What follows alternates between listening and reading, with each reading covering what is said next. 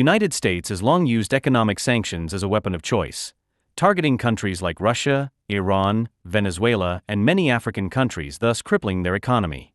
The goal? To pressure governments, avoid direct conflict, and promote U.S. selfish interests. But what if these sanctions don't just hurt the intended targets? What if they backfire? Which is happening right now, damaging the U.S. economy in ways they rarely talk about. In this video, we'll uncover the hidden costs of U.S. sanctions and explore how they affect American businesses, jobs, and even your wallet. Before we dive into the fallout, let's understand what sanctions actually are. Sanctions are economic restrictions imposed by governments. They might freeze assets, block trade, or cut off access to financial systems. In theory, sanctions are supposed to punish other countries while sparing the imposing nation. But in practice, the story is far more complicated. Let's see how. One of the biggest ways sanctions hurt the U.S. is through retaliation. Countries that are sanctioned often fight back. Take Russia, for example. After the U.S. imposed sanctions, Russia banned imports of American agricultural products. For U.S. farmers, this was a disaster, billions of dollars in lost exports, and competitors from other countries swooped in to fill the gap. But it's not just agriculture. Sanctions can block U.S. businesses from accessing fast-growing markets. While American companies are sidelined, competitors from Europe or China gain an edge. It's a lose-lose for USA. Sanctions don't just hurt exports, they also wreak havoc on global supply chains. Let's talk about energy. When the U.S. sanctioned Russian oil and gas, it cut off a major supplier to the global market. The result? Oil prices skyrocketed worldwide, including here at home. That means higher gas prices, higher transportation costs, and higher prices for just about everything. Then there's technology.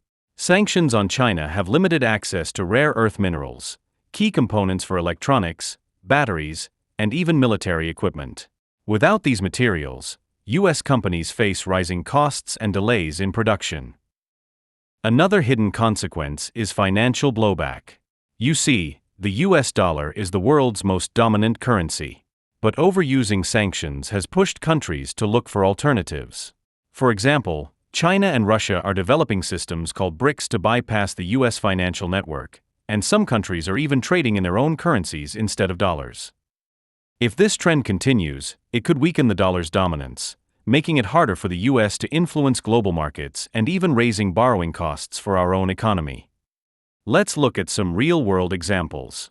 Case Study 1. Russia's energy sanctions. By cutting off Russian oil, the global supply shrank, and prices soared. This directly impacted American households and businesses, fueling inflation. Case Study 2. Technology sanctions on China. Companies like Huawei were targeted, but it wasn't just China that felt the heat. U.S. chipmakers like Qualcomm lost billions in revenue because they couldn't sell to one of their biggest customers. These sanctions created a domino effect, hurting the very industries they were supposed to protect. So, what's the bigger picture? Sanctions are a powerful tool, no question about it. They're designed to pressure governments, especially in certain countries, without resorting to war. But they also have unintended consequences, hurting American businesses, driving up prices for consumers, and even threatening the dollar's influence in global markets. As a result of these sanctions, the dollar dominance is declining. This doesn't mean sanctions should be abandoned entirely. They have their place, especially when national security is at stake. But they need to be used carefully, fairly, and strategically. Overusing sanctions risks creating more problems than they solve. So, what do you think? Are sanctions worth the cost, or do we need to rethink how we use them? Let me know your thoughts in the comments below.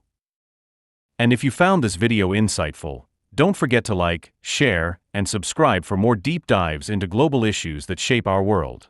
Thanks for watching Avalanche Facts, and I'll see you in the next one.